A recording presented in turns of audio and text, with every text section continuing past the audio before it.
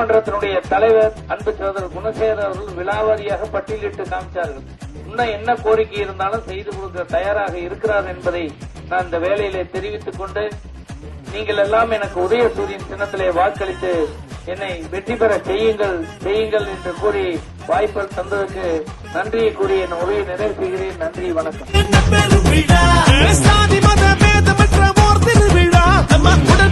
கொண்டாடும் உரிமை திருவிழா, சாதி மத பேதமற்ற ஓர் திருவிழா, நம்ம உடன் பிறப்புகள் கொண்டாடும் உரிமை திருவிழா.